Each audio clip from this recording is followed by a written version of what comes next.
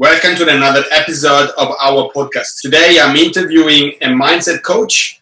I've been working with him for almost a year now inside another big group of health professionals. And it's really good on positivity and empower you through flow. And that's how you empower your mindset to get success, to get it done easier, faster, by doing less and achieve more. In this moment in time, I believe that more than every kind of physical exercise, which is, by the way, really important, we need a positive mindset to approach what is happening and to adapt as fast as we can to the new normal and the new situation. So guys, welcome the flowing mindset coach, Cody McAuliffe. So welcome, Cody. Thank you for your time. Appreciate it. I know you're really busy with lots of people. You're working on the mindset side and especially on flowing, as we said. So how can we start with a bang, something really positive? What do you think is the best approach right now mentally for people that are stuck at home or they're worried about work or they uncertain about the future? If people are uncertain about the future, then it's really just creating a mechanism and an understanding of where the certainty actually is. When we're looking at a concept of certainty, it's really just a construct that we hold on to, which gives us a false sense of control. We're all addicted to control. And when we can actually just start to see where there's certainty within the uncertainty, then we actually start to allow ourselves to actually see the full picture of actually what's going on, rather than just one side of the equation. What's occurring on a collective level right now is they're at the effect of being in uncertain times because what they had the perception of being certain around previously is now gone. So their model of the world is shifting, everything's shifting for them, and they're trying to hold on to any ounce of control or certainty they can actually have. So what we really do is we really just recontextualize what certainty is for people. Yes, we all crave certainty. Yes, we all crave the known. We all crave control. And what we're really just doing is we're shifting what our focus is on to all of the areas where we're uncertain, to how we start to see that even in that uncertainty, there's certainty within that, because we know that everything's going to change. Nothing remains the same. Everything is temporary.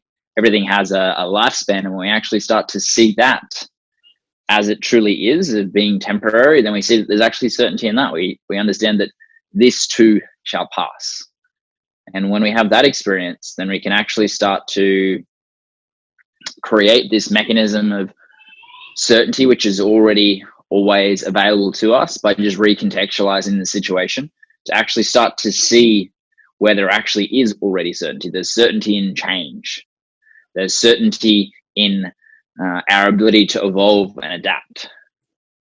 And when we actually start to embrace that and allow that, then everything begins to shift for us. The limitation occurs for us when we actually start to fall into the trap of resisting that change, resisting that evolution. When we're looking at the two sides of the coin, we've got certainty and uncertainty. Both are going to occur. Both occur in every single situation. And when we become addicted to the certainty over here, which is what's occurred on a societal level over the last 20, 30, 40, 50 years, we've created this mechanism of this addiction to the certainty. And what we really get to look at is the understanding that there's that level of certainty, which has created this like entitlement mentality of this is how it's always been, so it should always be like this. It's created this entitlement mentality throughout all generations, not just millennials.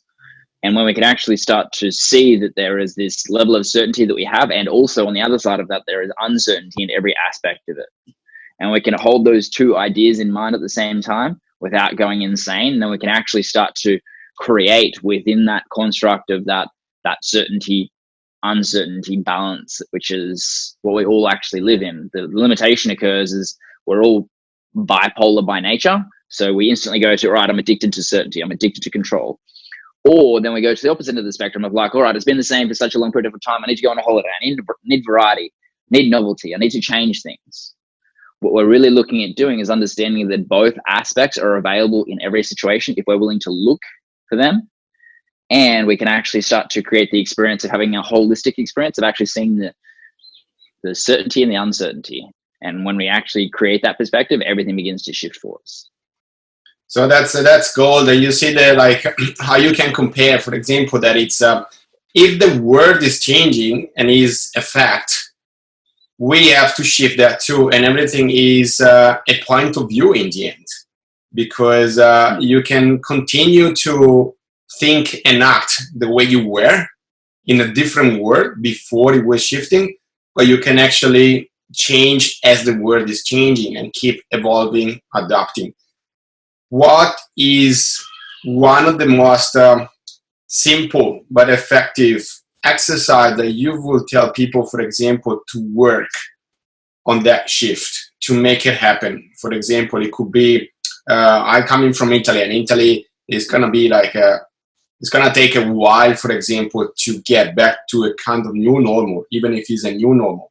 And because we have such a strong culture, when I was talking to friends or other clients over there, what they are stuck in is being in such a big culture. They did many things for many years at the same time, same way, the same mindset. And it's even more difficult for them to shift and adapt because of that strong mentality that it's positive on one side, but is actually holding you back when there is a need to shift and do it right now. What would you suggest as a simple first exercise to act on the mindset? I think it's just getting to the point of like letting go. Like all suffering is created by the resistance that we create in our minds. So the sooner that we can let go of what was in the past and actually return to actually what is present for us right now, everything begins to shift for us. All suffering is created by us trying to recreate pleasures of the past or avoid pains of the past, or alternatively avoid fears of the future, which is also filtered through the past. So when we can actually just be with what is, and the circumstances around the world have shifted right now, they're completely different. They're not what was normal, which is now the new normal. And as soon as we can actually let go of what was or what could be and actually just be with what is, everything begins to shift for us. And the easiest way to do that is actually just start to do that through our breath. Like right now, anxiety is rife because there's so much collective tension for everyone. And we can just bring consciousness back to our breath, everything begins to shift for us. We can actually just slow down and be with what is. If we're anxious, instantly our breathing starts to shift. Our breathing is one of the easiest ways that we can actually start to regulate what our state is and actually return to the present. So if we're in the past, or if we're avoiding recreating something from the past, or trying to recreate a pleasure of how it was normal in the past because we're living in the past, all that does is it takes away from our capacity to actually create in the present.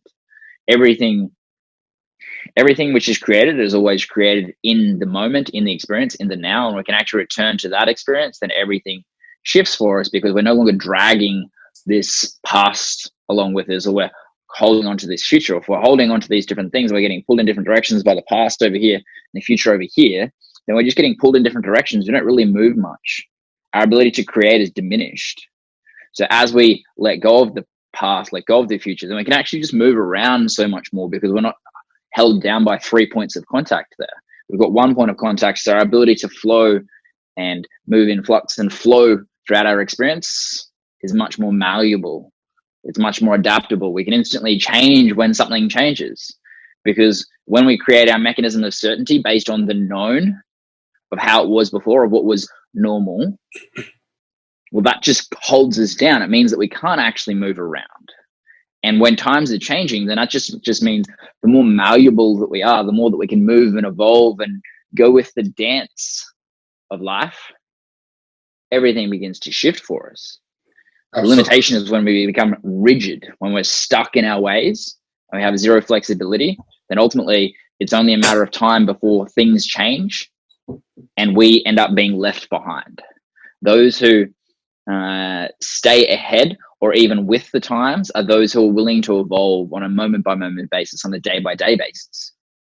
So what it really comes down to is that willingness to let go of the past or the anxiety around the future, and actually just be with what is, and actually then be with that, and then dance with what is actually going on in that instance. That's a great advice, especially for someone like, I was talking about Italy, but every other culture that people are such a limited mentality because of the past, and they're not able to let it go. But I bet as soon as you let it go, you open to possibilities.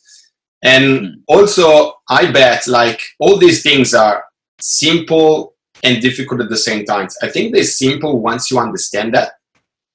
They're difficult to apply if you're not on that shift or that flow yet, as you say. Because, for example, now there are lots of people that they cannot work or they don't want to work because they're not shifting with some kind of solution. But let's say like they're kind of enjoying some time off at home. But these things, they're not going to happen overnight just by themselves, right? You're going to practice. You're going to go into the flow. You're going to go in that direction. So what would you suggest, even if it's a little part of the day? But I know there are lots of people, we were talking about anxiety, for example, before, and pressure and breathing. There are lots of people right now that instead of focus on using that precious time and the chance that we have to make that shift, because we don't have that pressure from something else. Instead, maybe it's too much Netflix or too much couch or too much TV in general, or video games. What would you suggest, or how to spend at least half an hour, 1 hour? How much do you reckon is a good practice to start making shifting for someone that is completely new to mindset training? I agree with you what you said there. It's like it's simple, and at the same time it's not easy. It's a very simple concept to be able to let go, and at the same time our identity coherence is the number one addiction that we have. So we hold on to that past more than anything else because it's known, because we have that addiction to that certainty. So it's simple, but it's not easy. And when we can actually start to go into it, even though it's not easy, and consistently do it anyway, then everything begins to shift for us. When we're first starting out on that journey of stepping more into that, working on our mindset space, it's really all about recontextualizing things. Even anxiety is required in the world. It allows us to instantly create a mechanism through which we can actually get a lot more done in a short period of time. If we're going from a stressed state, that allows us to survive in a life or death situation. The limitation is when we use that resource, when it's no longer a life or death situation, we're using that long term, and that has detrimental effects to what we're actually looking at creating. So when we can actually start to understand and utilize the appropriate context for even anxiety, then we can actually start to utilize that, what it's actually designed for. It's designed for us to actually survive. So it's required in that instance. So we need to contextualize that as actually needed. And at the same time, then we actually go, okay, well, if that becomes my place of residence, instead of it just being a place of reference, then we have a limitation for us. And we get to recontextualize that and go, okay, well, now I'm in anxiety the majority of the time. Okay, now I need to be able to step out of that. Now I need to return back into the present moment. I need to return to my breath. I need to return to all of these things so that I can instantly make a more effective decision. And how this plays out, there's a great example of a study that they did on corn farmers.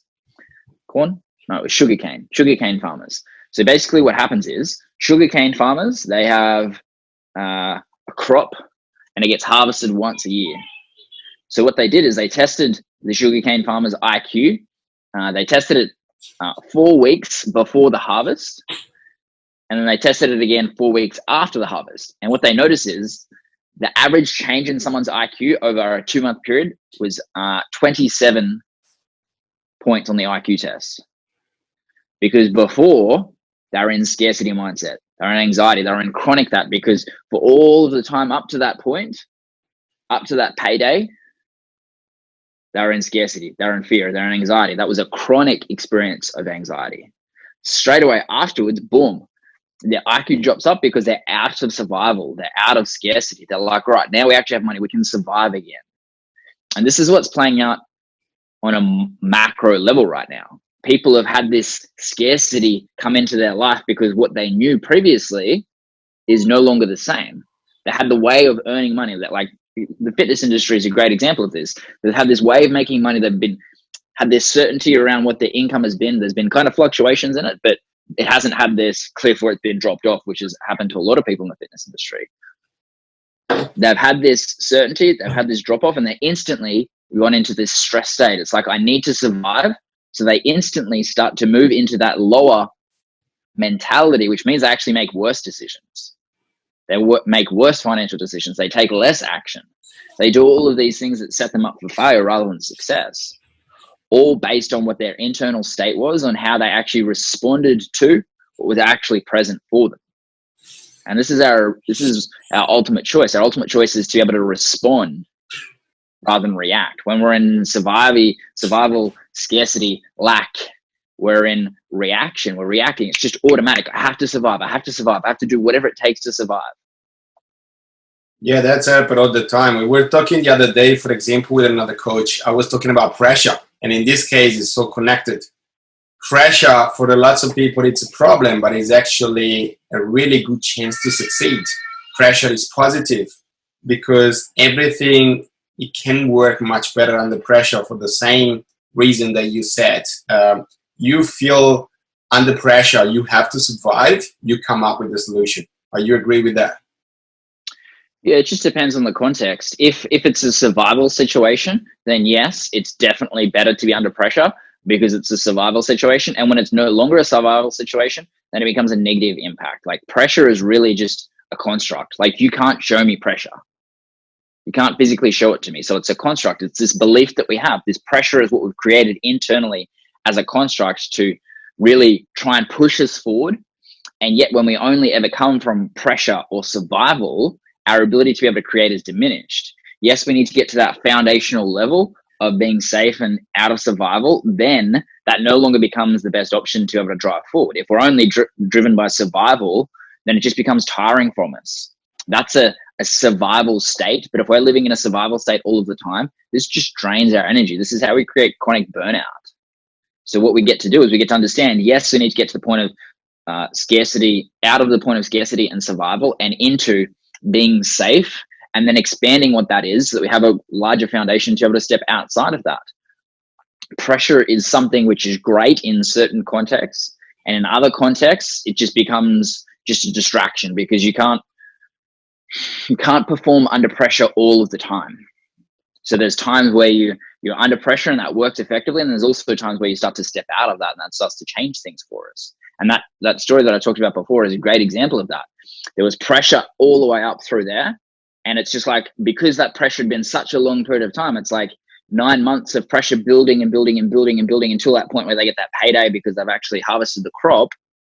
Then the pressure disappears, or the perceived pressure disappears. Then we can actually start to really shift things because that's a change in our environment. And yet there are also some people who can actually live within that perceived pressure and actually do much better because they create systems and processes to actually get to that point. So they know that their survival and their safety is already certain. So it just means that, okay, well, if we get this, then we can go again. If not, if we don't get this payday, then what's going to happen is we're just going to do something else. We're going to do this. We're going to go and do this. If the crop fails, then we go and get a job. All of these different things start to play into how we actually start to create our reality. And this is like the core essence of the conversation is we all create our reality. We're the designer, we're the architect of what actually shows up for us because of how we actually start to see all of the different things which are playing out. It's how we respond to the stimulus of everything changing. It's how we respond to that which determines our results. Because when we can actually respond in a different way, when we can respond from a place of presence and now rather than the past or the future, then we can actually respond from a place of being centered and being safe and outside of that context of survival and safety, which instantly starts to make us more stressed, which means that we make less effective decisions. So, yeah. You said something important, that how we perceive the pressure, because as you said, we don't need to be under pressure all the time. It doesn't mean that the pressure itself that we can't see is actually changing. It's changing probably the way we perceive it because we have more adaptation, more skills, we step up somehow to finding more solutions. So, like we been working together for almost a year inside a bigger group as well, with lots of other coaches and health professionals, and that's amazing. And I benefit from it a lot, because is a group of mindful people, like they're really positive. We all quite active all the time, and as you said, in a time of scarcity, we're gonna take more action than before. So next question is, how important is the environment that we put ourselves in, or we create around us, in terms of how much does it affect your mindset? Yeah, it's extremely important, and there's a couple of concepts at play. Number one, the saying that you become the 5 people that you associate with the most plays out. So if you're associating with people that are at a low level energetic frequency or a low level mindset, well, then that's ultimately what you become. When you associate with people above you, when you work with a coach, instantly that starts to raise. And there is the component based on standards here, but there is also the component based on the energy behind it. There's a concept called limbic resonance. And what that means is the energetic frequency of like your brain, your thought process, will magnetize people to what your level is, or you'll basically become aligned with like their level of thoughts and all of those different things. We have this unconscious rapport which plays out. We meet someone and it's like, oh, I want to connect with this person, so we instantly start to think like them, or be at their level. So what happens is, if you're working in an environment, in a mentorship, or you're working with a coach or something like that, generally they're going to be at a higher resonance. And what that's going to mean is that's going to force you to start to level up your thought process, or the energy that you bring. It just means that you start to raise up to those levels, because what happens in that instance is you will either be imprinted by other people's energy and their thought processes, or you'll be imprinting people. So in a coaching context, you want to be imprinting the people that you're working with so that they raise up. When you're attending something like that, you're looking at the person who's actually being raised up in that instance. And that instantly allows us to actually shift everything. Everything starts to shift for us when our environment shifts. When we're looking at, like, one of the core things that I do when I'm working with people is I test people's epigenetic expression, which is just their expression of their genes. And environment is what dictates your epigenetic expression, whether that's exercise, whether that's food, whether that's the physical environment, or the air quality. All of these different things interact with your expression of your genes. And when we can actually understand what those things are, which are optimal for you, then we can actually start to shift that environment so that it actually is conducive with you actually getting the best results possible. And when we actually start to focus on what is my current environment, is that actually serving me, and how can I raise that up? How can I be with people who are above me? How can I be with people who are the same level as me? And how can I be with people who are below me? One of the core things that I'm talking with my clients about is like, where you're putting your time is going to determine the results that you get. You want to be putting 30% of your time with people who are below you, which are generally your clients, 30% of your time with peers who are generally the same kind of level as you, and then 30% of your time with people who are above you, who have the results that you want. And when we can actually start to distribute our time based on that, everything starts to shift for us, because we actually have the capacity to level up. If we're only ever working with people below us, it just means that we're the one who's consistently building everyone else up, and that becomes draining for us. The other 10% of the time is actually us just being with ourselves. It's actually doing the internal work. It's actually doing meditation or exercise or whatever the practice is that you need to actually work on yourself. When we actually have that framework, it allows us to actually start to move up and actually evolve and grow even in these uncertain times. Because there are people that are utilizing this as an opportunity, and there are people that are just stuck in the old ways. And when we can actually start to see it as the opportunity, because we're hanging around to other people that see it as the opportunity, then everything shifts for us. Our environment is what creates that. It becomes the domino to be able to do that. So shifting our environment becomes critical. There's a great saying where it's like, if you want to be a millionaire, than hang around other millionaires, which is a great saying. And at the same time, I talk about this in the book that I'm writing. It's great to say to hang around 5 millionaires, but if you don't know a millionaire, what do you do then? What we're really looking at doing then is, it's like, well, how do we just start to level up? How do we hang around people that are above us? They might not be a millionaire. And yet, if we can hang around people that are that 30% above us, that have the results that we want, then everything begins to shift for us.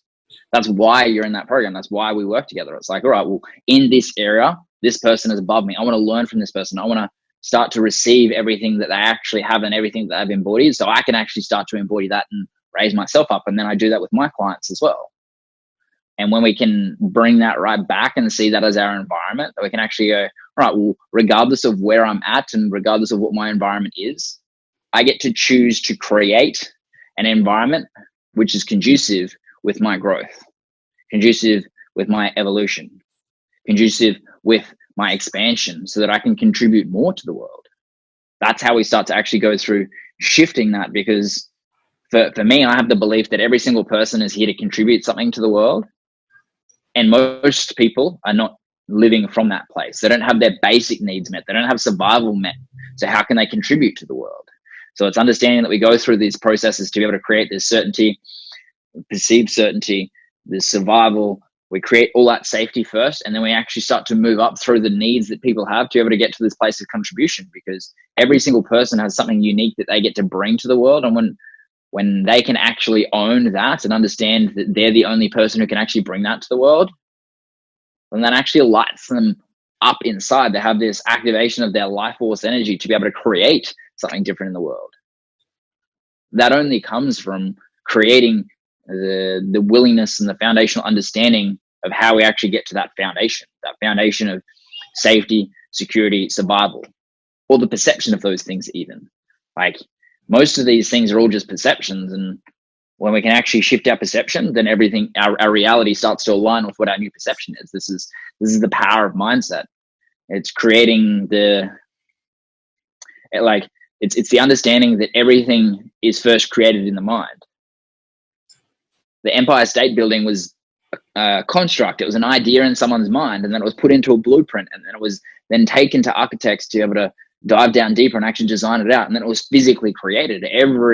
Everything in the world is created in this way. It's created in our mind first. So we actually get to imagine and create with that to be able to create our reality based on that. That won't show up out in the world until we can actually create that within our mind. We can actually start to map out what that actually looks like for us, and how we can actually start to create the world that we want to create and the world that we ultimately want to live in. And Absolutely. When we can do that, then everything begins to shift for us. And then everything we were talking about, like, that's a huge argument. We can talk forever. But the good thing and really positive thing is, once you understand all these concepts, for example, we were talking about time and how you invest your time. And that's why at the beginning I said there are people now that have a great chance to read more books or get in touch with more coaches and get more professional development and rise that bar, spending more time with the people that they are above them. And instead, if you're investing your time just waiting and something is changing and watching too much Netflix or whatever you do or you don't do, well, that's not going to rise your bar. And the positive thing is, if you do the opposite and you are investing your time, you will understand that you will be in both sides. What I mean by that, it's like every coach has a coach. So we have our students and we have our coaches, because you constantly want to improve, to give back more to the world. So more you get, more you can give back, more you can contribute, as you were saying before, to the world, more you can impact other people to rise the bar and be more efficient in reaction of whatever happened and adapt as quick as possible. You agree with that? Yeah, definitely. The more that we actually learn and humble ourselves to become the student, the more that we actually learn. Like as soon as we start to actually embody the realization that we truly actually know nothing and create ourselves as being a perpetual student, and that becomes our core identity, then it just means that we actually start to learn so much more, because we don't actually become addicted to that known or that certain of, I'm the expert in this, I'm the master in this, because as soon as you've created that, you actually diminish your capacity to actually learn. The people that grow the most are the people who live in this place of play, this place of wonderment, this place of consistent knowing that you really don't know. And when you actually come from that place, then you just consistently learn. How much does a child learn? They're just inquisitive and playful and live in this place of wonderment on a day-by-day basis because they're willing to just learn and learn and learn and learn and learn. They don't feel like they know it all. Well, they do when they start to get into their teenage years. As a child, though, they're just inquisitive. And this is what we get to do as well. If we want to grow, it's like we actually be with people that have different experience to us, better experience to us, that have created the results that we want, because we're always looking to work with people that have created the result that we want rather than people who are intellectualizing things. We're looking at working with people who know a result rather than know of a result, that have actually embodied it and actually experienced it rather than just intellectualized it or done a course on it. And when we can actually then do that, what that allows us is to actually start to grow at a faster rate. Growth becomes a perpetual experience. When we're in an experience of flow, we're actually learning every single moment of the experience. We're actually just going with what comes up because we're no longer like, oh, it was this way in the past, so it's going to be like this now. We're just, okay, this is how the new experience is. This is how the new thing is. And we just evolve with that. We can actually flow with the changing and the evolution of what's actually coming up for us. And then we're no longer holding on to the thing of the past. We're actually just going with what is actually present to us. We can actually return to that experience of experiencing whatever is there. A great example of this is like when people, if you were to walk down like your childhood street and you're to walk up to your house, and your house was no longer there, that would be that would create a massive resistance to what your model of the world is. It's like, well, that was my entire life because that was what your model of the world is, and now that's changed. It's no longer there. But if you were to walk down your street and your house was there, childhood house, it's just like, okay, well, it's there. My model of the world is normal. There's no resistance to it. As soon as that changes, and this is going to happen at some point in your life or in the future, that house will no longer be there. And when we can actually start to see, okay, well, that's my current reality. That's how I saw the world. Now it's shifted. Okay, well, what happens now? Am I in resistance of it? Or am I just like, oh, okay, well, the house is no longer there. This has changed. This house is gone. It's over here now. It's gone. There's a new building there. When we can actually just be with the unfolding of every experience and understand that all experiences are temporary, even our life is temporary. Everything has a lifespan. A star is born and a star dies. A human is born and a human dies. Everything has a lifespan. It has a experience of being and then also evolving into something else. A house doesn't necessarily just disappear. It gets changed into something else. The materials get moved into something else. And we can embrace that experience, then we can actually just be with what is and return to the understanding that ultimately everything is temporary. And when we actually start to understand that everything is temporary, we also create a deep appreciation for the temporality of life. We can have a deep appreciation for the experience that we're in right now, knowing that it's temporary, knowing that it's just a phase that we're going through. And I think it's helping a lot also to take more action, because people that wait too long for everything happen, and then if they realize exactly that simple concept that everything is temporary, our life is temporary, every moment is temporary, probably you want to have more out of it. You want to live more to the fullest. You don't want to have any regrets. So I reckon is a great input. Again, it really depends. So when we're looking at taking action, it's a better time than ever to take more aligned action, because a lot of people are just they're focused on doing things right now to be busy, to actually not be with what is. They're just using it as a distraction mechanism. It's just like, I'm just going to work my ass off. I'm going to work 80-hour days and hustle to be able to create what I want to create, because the world's changed and I can't earn the money that I earned before. So I'm just going to work my ass off. there's that frame of reference, which is ineffective work. And then there's the frame of reference, which I take and I work with all my clients with is, well, how can we get more done by doing less? How can we come from a place of alignment for what we're here to create based on our biology? Our biology is all set up in a specific way to be able to create something unique that we're here to create. How can we get more done by doing less? How can we actually get better results by actually doing the things which are most important and forgetting the rest? This is something that I've been like hardcore on for the last week or so, because like I've gone through phases of like working extra hours during this time frame. And I've also gone through experiences of just like doing no work, because then I can actually really start to innovate. Then I can really start to create the capacity to be able to get more done when I come back to work. I'm taking time off social media. So I'm doing less work now, but I'm doing way more intense chunks of work, because I understand that if I actually give to myself first and I actually do the self-leadership component of actually putting myself first, then everything begins to shift for me.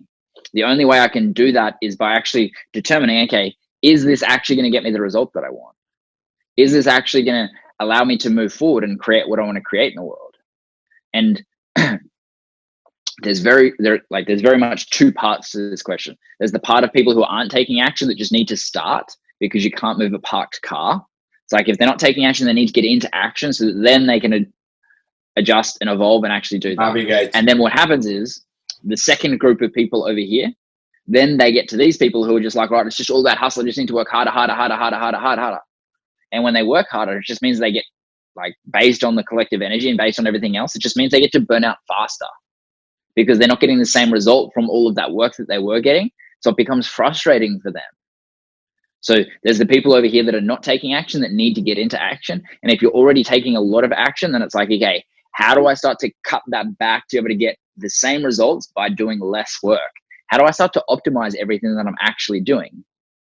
How do I start to expand out my influence? How do I start to go from influencing one person to groups of people? How do I start to interact with people and leverage the time that I actually have and utilize to maximize the results? And a great example of that is like just this podcast. It's like, yes, I have this conversation with you, but then that gets leveraged out for all the listeners that get to listen to this as well. It means it's a leveraging of my time. I could just have this conversation with you, and that would be beneficial. And as I start to focus on, all right, well, I'm going to invest my time to be able to impact all of the people that are going to listen to this. Exactly. I'm absolutely agree, because I think it's happening to everyone. Everyone that we're getting busier and busier and busier, and we think we do more. And then we fall in that place that is actually not everything that I'm doing in this busy day is actually serving me at the best. I think everyone experienced that. Yeah, 100%. And like everyone's going to experience that. And one of the things that I do when I'm working with people in my coaching programs is I test their epigenetic expression to determine what is best based on how their brain works comparative to other people, so that I can find out what is going to be their biggest bang for their buck for the tasks that they're doing, and which ones they should outsource, which ones they shouldn't be doing, which ones are going to be a complete waste of time. Because if it's like an example is, if you need to market your business, then doing for me, if I'm doing direct outreach to people and messaging people and interacting with people all day, that drains my energy. That's not a good use of my time. Whereas if I'm being interviewed here, it lights me up. If I'm presenting, then I can actually have energy move through me. I actually get into flow. Then I can actually communicate my message in a much more effective way. So it's like, well, what energizes me in terms of how I grow my business? And if I have the instant knowing of what that is for me, the exact strategy that I need for me to be able to grow my business just becomes so much faster for me when I go through that with my clients. Absolutely. So when we have that understanding, everything begins to shift for us. But like most people are like, all right, well, this strategy works for this person, so I'm going to give it a go. I've gone through periods where I've done that reach out process, reaching out to all these people, having all these conversations. And like, I'll get through a couple of days because I'll use the pressure, smash through it. And then it's just like, all right, well, I'm just going to take a couple of days off because this is just draining and I don't really like it that much. I'm getting some results from it, but it's not really something that energizes me. Comparative to if I'm to do like I've got 2 interviews today. I've got this one and then another one tonight. It's just like, cool, that's easy for me. That builds my energy up. That keeps me going. So the more of those that I do, the more that it's actually going to grow my business, because it's expanding that out. So yeah, the message is out there. Yeah, it's understanding what is aligned for you. And that's why I talked about before. It's like there are people over here, which is like they need to get into action. And there are people over here that need to take less action and more of the right actions. There's always 2 sides to the equation. And when we can actually communicate, all right, this is the context over here and this is the context over here, then we actually start to see it as a whole. Because when, especially in mindset or really in anything in life, there's always 2 sides to the coin. And one side will work for some people and the other side will work for the other people based on where they're at. There are no real absolutes in answers. Even things like gravity. It's like, yes, it's an absolute while we're on Earth, but then as soon as we're in space, it's no longer us pulling us down to the Earth. It's different. It's a different experience. So there are no absolutes. There are contexts which things are appropriate, and there are contexts where that is not appropriate for someone else. So when we actually start to understand the context which is appropriate for us, for everything that we do in terms of our mindset, in terms of our ability to get more done in less time, to be able to get into flow, to be able to come from a place of contribution, when we can understand that context for us, everything shifts. We have this exact knowing of what's right for us. We take all the guesswork out of it, which is ultimately what I do in all of the coaching programs that I do. It's like I'm here to take the guesswork out of it so that you can actually move forward at the fastest rate, so that you can have crystal clear clarity around what you're actually here to do and here to create, so that you take the guesswork out of it, accelerates that process.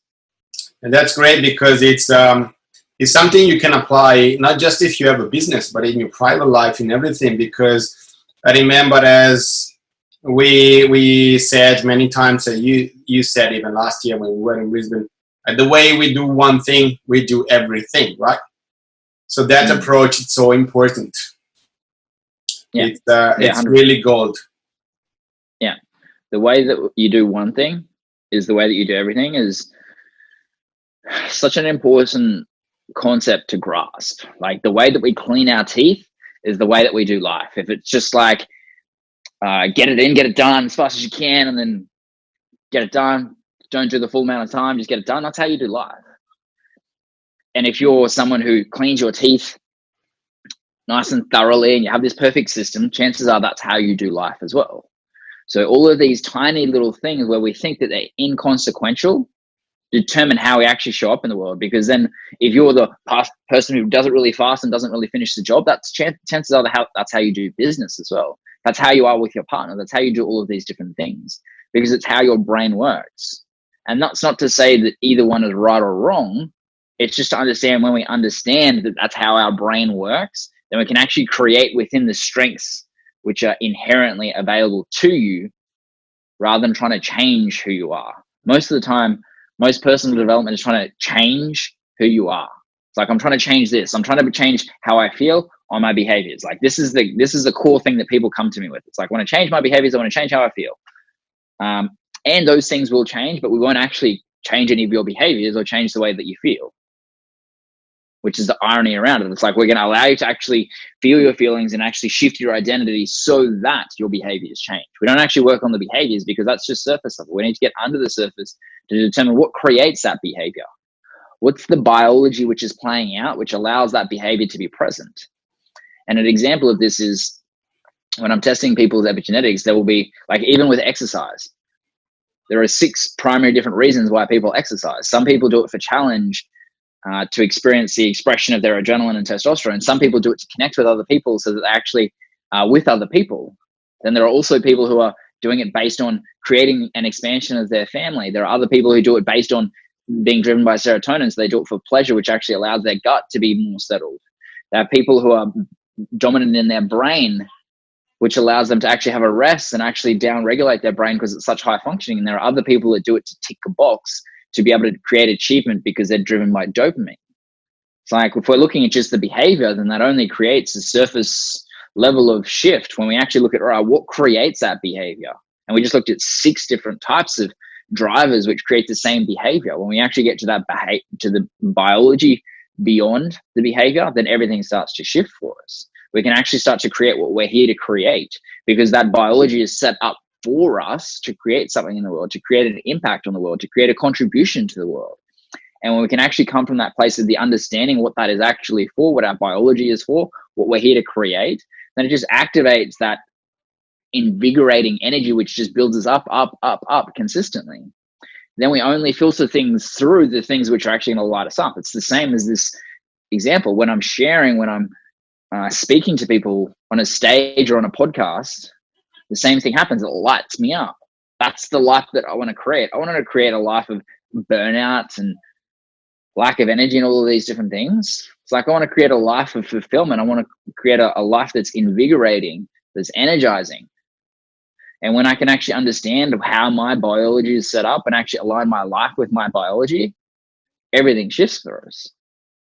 That only comes with the willingness to actually choose to go down that path as well. We can actually just learn more about ourselves, because when we learn more about ourselves, that creates the foundation for what we create in the world.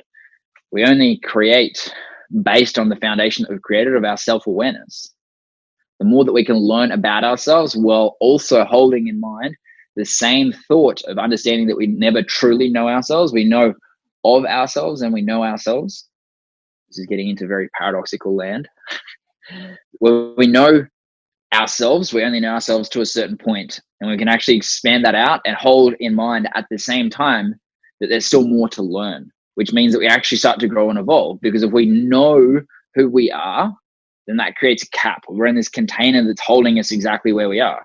And this is exactly what's playing out on a global level. People have been in this container of knowing who they are, and then like the rug's been swept out from under them, and they just crumble because they knew who they were. That was taken away from them, whether it was their job being made redundant, their business going under, all of these different things. They had this identity of who they were, which was only a part of it. That was pulled out from under them, and then they're like, well, now I've got no idea what I'm going to do in my life. And those people who understand, they have a self-awareness of who they are, and they have the capacity to have that actually open and actually learn more, then it means that they actually have the frame of reference where they can adjust and evolve and be in the flux and the flow of what's actually going on, because they can actually be present to what is actually going on a collective level, on a individual level. They're just open to all of those things. They have an understanding that was who they were, and who they need to be in this moment is a completely different person. If they hold on to who they were over here, then who they need to be isn't actually accessed. That holding on to the past is the thing that slows us down. And we can actually start to see that, observe that, we can watch that, then also face into what is actually present right now. That's my experience in the past, and what is needed of me right now. And what is the opportunity available to me right now? Because people, yes, they need health and fitness more than ever. In this context, they need health and fitness more than ever. And complaining about not having access to being able to do in-training services, it just holds you back. It's like, okay, what is needed right now? Well, people do need health and fitness. Okay, what is the opportunity? The opportunity here is online, because I can still do that. And I can pivot back to in-person when that's available, because that's going to shift as well. But as soon as we hold on to, no, I have to do it this way, everything falls apart for us. And what this really comes down to is the understanding that when we're here to create something, the process or the method through which we do that creation will shift. When we're here to create change in health and fitness, when we're here to create change in mindset, when we're here to create a change in fulfillment, how we do that will shift based on the opportunity which is available to us. But the theme will remain the same. Our life's purpose is a theme. It's this flavor of our experience. And we see it as a theme or a flavor of our experience. Then the method, the process, the modality that we use will shift. The job might shift, the business might shift, and yet the theme will remain. This is ultimately what it comes back to, and actually getting to the understanding of what we're here to create in the world. What we're here to create in the world is the unique gift that we're here to bring to the world based on our biology, based on all of our experiences, and the coming together of those two things to see the inherent purpose and the reason that we're actually here. What we're called into being in this lifetime. and we can actually start to see those things, then again, that comes back to what we're talking about before of activating our life force energy. We're only doing things that energize us. And like right now in this time, it's the ultimate opportunity for people to actually be aware of all of the things that they were doing that don't energize them and go, all right, let's get rid of all those things. Let's only go to the things that energize me. Let's only do business based on things that light me up, because then I actually want to do that. Then I actually want to have that experience. Then I'm actually energized to do it rather than being like, oh, I've got to get out of bed to do this again. And the only thing that stops us doing that is holding on to the past of that's how I've done it in the past. That's how I've earned my money in the past. That's just information. That's just data. That's just experiences. Yes, that is needed. And at the same time, we get to shift and evolve and go, okay, what can I create right now? What is needed based on my skill set, based on my biology, based on my experiences? What is needed in the world right now? Because that won't, like, our life's purpose, our calling won't change, because it's that flavor. It's that theme of what we're here to create. It's not a job. It's not a business model. It's none of those things. They are expressions of it, and those expressions will change over time. The theme remains the same. The flavor remains the same. And when we return to that and then look around in this time and go, okay, this is my flavor. Cool. That was how I did it in the past. That's no longer available. Okay, what else is available right now? Because when we start to have a look at like the world from this point of view, it's just like, oh, what's available right now? What's alive right now? Online seems to be quite alive. That's booming. Let's go there. Let's go there while I'm there, because I actually allow myself to be lit up by having the expression of my flavor of what I'm here to create, by having the theme of what I'm here to create being expressed through that, because that's actually what energizes us. Like, there are people right now who are like, they're living in this old world of like, all right, well, okay, over here, these are the things that made me successful before, so I'm just going to do more of those. And yet those things drain them, and they can only do them for a certain period of time. What we get to do right now is actually go, okay, now I've got more time than ever to actually take stock of what's actually going on. I can actually go, okay, those things really don't light me up. Maybe I should just outsource those. Maybe I should get someone in the Philippines to go and do that for me. Maybe I should just do these things over here that are going to light me up. Maybe I should just do podcasts. Maybe I should just do interviews. Maybe I could get someone to do the outreach for me. And if I don't have the finances to be able to do that right now, then I'm only going to do the things that light me up. Because then I've got more abundant energy than ever before. Then I actually live my life from a place of fulfillment and contribution and growth, and I have all of my needs met, rather than just focusing on this scarcity, this survival, this lack mentality over here. The opportunity that we all have right now is to create this awareness of like, all right, well, is that serving me?